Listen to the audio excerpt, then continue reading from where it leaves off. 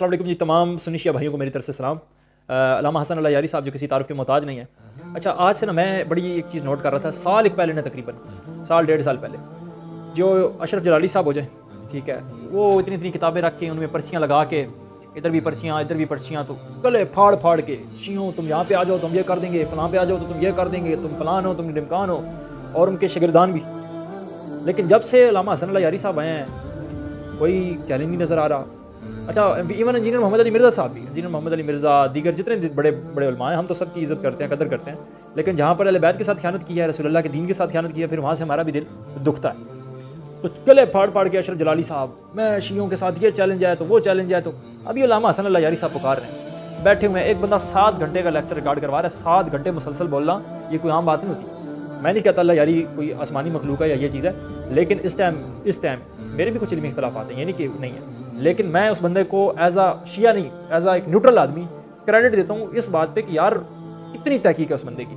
और फिर उसके इल्म की सबसे बड़ी दलील ये है कि 7 घंटे वो लाइव बैठ गए, लाइव कटिंग शटिंग नहीं, इंजीनियर मोहम्मद अली मिर्ज़ा भाई की तरह पर्ची पे सवाल लेकर नहीं, ठीक है, एक बंद कमरे के अंदर बैठ कर नहीं, कि अगर नूर सवाल करे कि मेरे सवाल का जवाब दे दो, खलीफतैन वाली रिवायत क्यों ज़ईफ़ है, कि इसको किसी मुहद्दिस ने ज़ईफ़ नहीं कहा और आपने इसको ज़ईफ़ क्या दिया, आपने इसको कमज़ोर क्या दिया, तो वो कहे एक बंद कमरे में आना तो मैं समझाऊंगा, बंद कमरे में लाइव में तुम्हें जवाब नहीं दे सकता।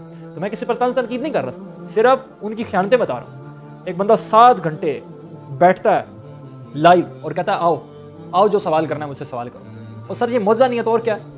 मतलब मैं उस कॉन्टेक्स्ट में रूहानी मामला नहीं कह रहा, मतलब उस बंदे का आप स्टैमिना चेक करें और उसकी हिम्मत चेक करें, उसकी जुर्रत चेक करें, उसकी हक़नियत पर होने की सबसे बड़ी दलील मुझे बताएं, कौन है ऐसा बंदा जो मौका देता हो लोगों को, ये मैं लाइव बैठा हूँ और मुझसे सवाल करो, पर्ची नहीं सवाल, आगे क्वेंटर क्वेश्चन करो, मैं तुम्हें जवाब दूँ, मैं तुम्हें ना दोबारा सवाल करो।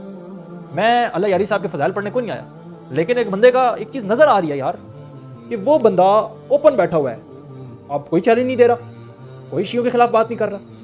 मतलब कि अगर आप देखो ना, कुरान भी कहता है सच्चे तो दलील पेश करो। अगर आप सच्चे थे, अशरफ जलाली साहब हो जाएं, उसके अलावा उनके शागिर्दान हो जाएं, और दीगर जो अहले हदीस उलमा थे, बरेलवी भी कुछ लाइट से थे, भारत जितने भी लोग थे, आज वो बैठा हुआ है, आज कोई जवाब नहीं दे रहा।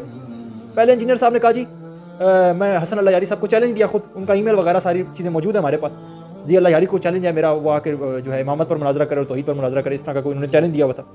अब जब अल्लाह यारी साहब ने बुलाया है, वो जी उनके सब्सक्राइबर पूरे नहीं है, वो जी उनके साथ ये मसला है, उनको कोई ऑन नहीं करता, इंजीनियर साहब आपको कौन ऑन करता है?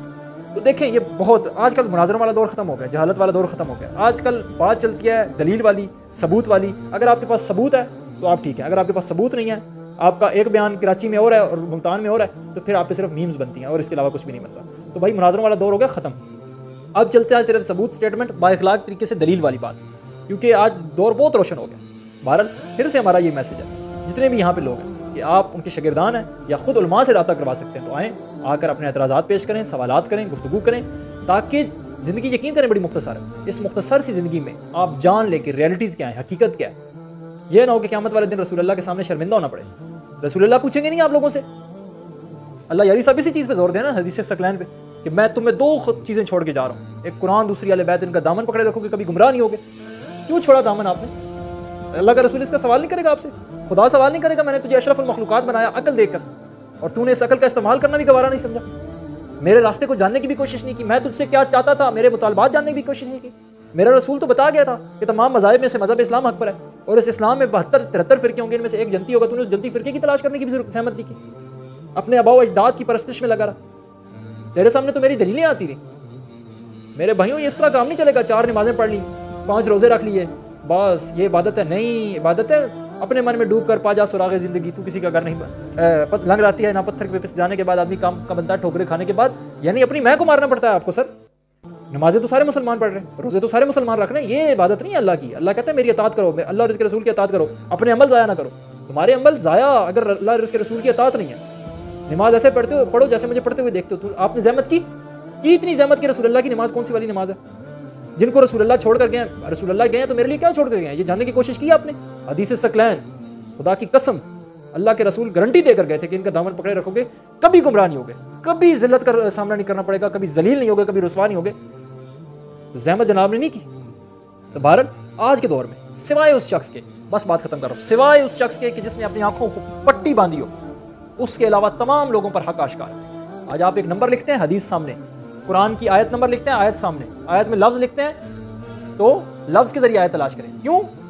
सवाल नहीं होगा आपसे? बेशक होगा।